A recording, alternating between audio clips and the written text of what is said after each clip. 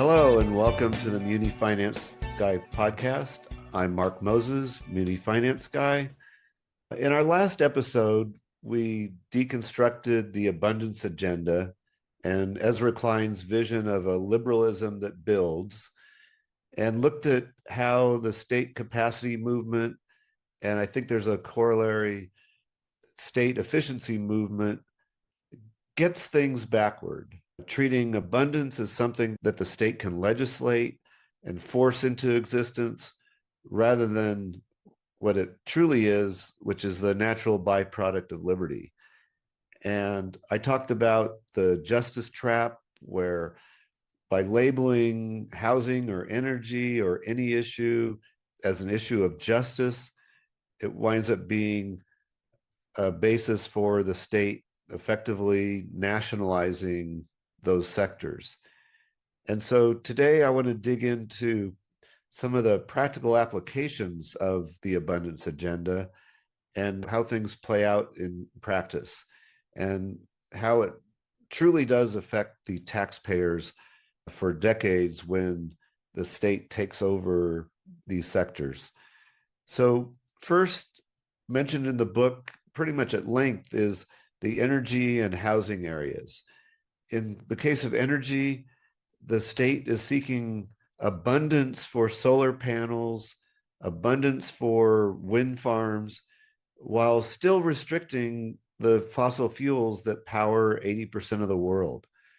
It winds up being not so much about supply, but about approved supply, again, with the state dictating what form of energy is acceptable.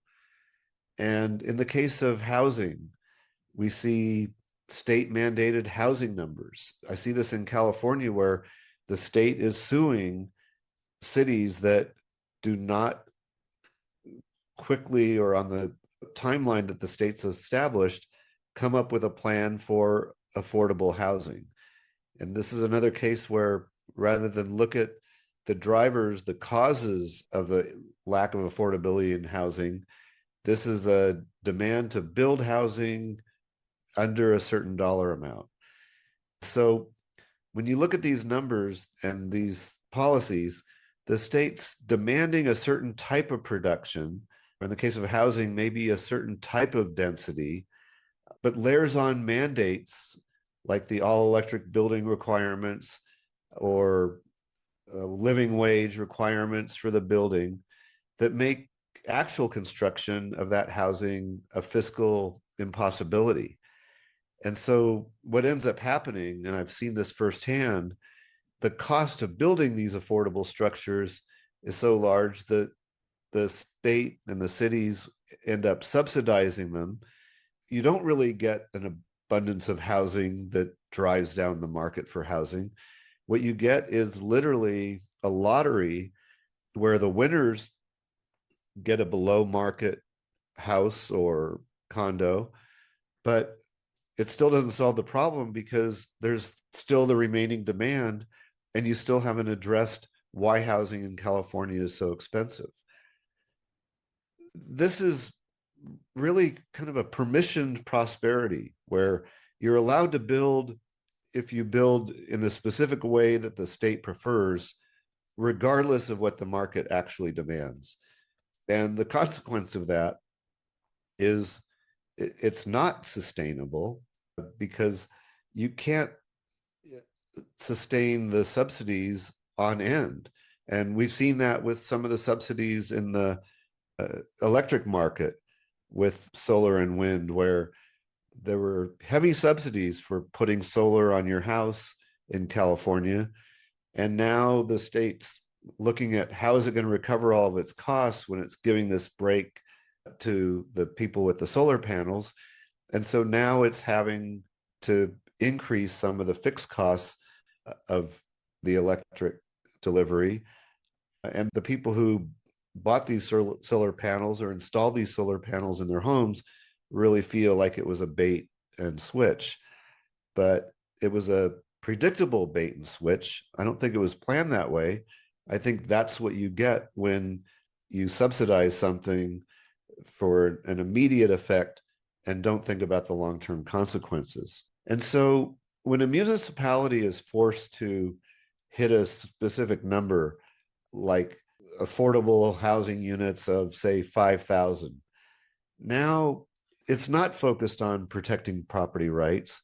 It's just focused on achieving a certain goal, being able to report at the end of the day that they've achieved this goal and built these units. But there's no regard for any of the other means that are used to accomplish this in the meantime. And so cities are willing to violate fiscal sanity in terms of subsidizing the high density projects that will never pay for the infrastructure they require, or they end up failing and just producing far fewer numbers than they project, because these projects do not have a good track record in even meeting their goals, even when 100% of the focus is on the metrics. There's always been a certain amount of politicizing land use, but now it's in full force, where the development agreements dictate a whole host of things and tell the builder, the developer, you have a right to build, but only if you fund this park that the city did not set aside the resources to build, or you have to build this street because the city does not do a very good job over time with infrastructure, and you have to perform with certain aesthetics, or we're going to reject your proposal. And so the affordability issue could have been solved long ago by these developers. They have good design people, they have creativity when they're allowed to use it. But when you have the kind of zoning we have, and minimum parking requirements or minimum requirements for the size of a structure, so you can't build a 700 square foot unit or a 900 square foot unit. That's why we have less supply than we need to meet the demand for housing. And the book really validates all this. The authors admit that affordable housing is built faster and cheaper when public funds and all of their accompanying strings are avoided.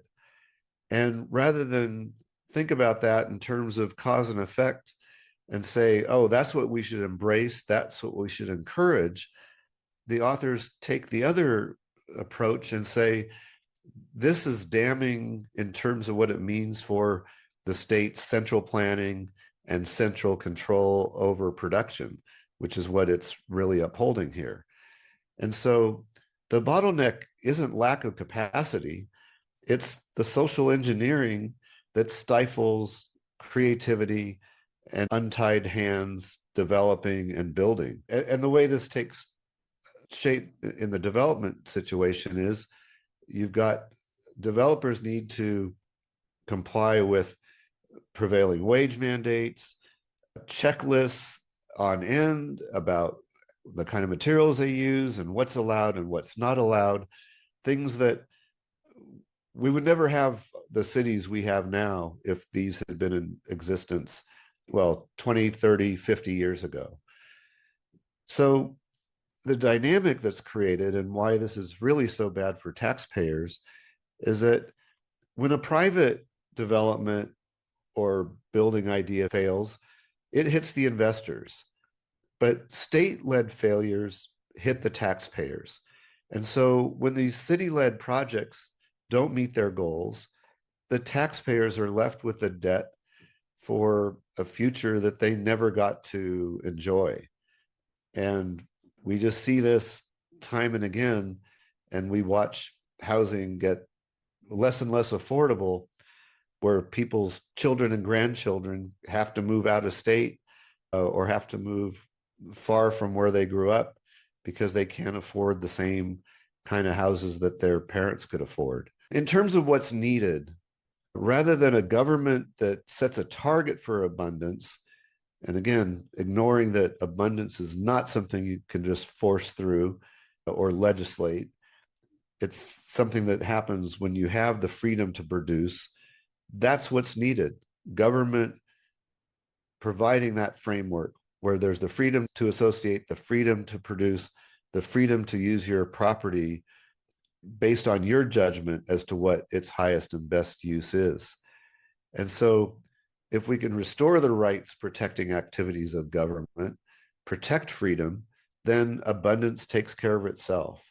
In closing, just kind of reflecting on this book and the timing of the book, I saw some of these demands for loosening up control over zoning, loosening up control over building units in a backyard as a trend that was already percolating. There was a lot of pressure, just financial pressure on people in terms of use of their homes and affordability, that these things were really in the works before the book came about. But the book Abundance really has struck a chord with people because it's really done two things. It's validated a real problem and something people have been legitimately frustrated with, and that's that we are not building the way we were 50, 75 years ago. But there's a poison pill in this whole solution that's offered. It's just another style of central planning. It's a central planning that realizes that, okay, maybe it's too easy to veto a development, and it shouldn't be that easy. We should be able to get things through. But again, that's paving the way for the central plan development, not the freedom of people to develop the properties as they judge should be done. It appeals to a real problem, somewhat gets on the bandwagon of a trend that was already developing, and it gives it a name, it gives it a philosophic foundation, although it's a totally reversed or perverted philosophic basis that winds up just feeding, I think, a whole struggle between who's a better central planner. And so you get maybe the people that are sympathetic to the abundance agenda with one kind of central planning philosophy or orientation, and then you get people from other philosophic or political kind of orientations saying, no, their central planning is better. So just like in the schools, we have a battle for the curriculum. This is a battle for who's going to get to design and plan our cities. And so that's really what's on the table right now. But at the end of the day, the abundance agenda is a conceptual bait and switch. It tries to sell us the byproduct of freedom as a product of the state. But we should know from our history, and if you just look at how cities developed so much more quickly 100 years ago, the fiscal reality and our history just tell a different story. We don't need a government that aims at abundance. We need a government that aims at the conditions that produce it. And again, that's the freedom to associate and the right to use one's property as they see fit. If we protect the freedom to produce, abundance will take care of itself.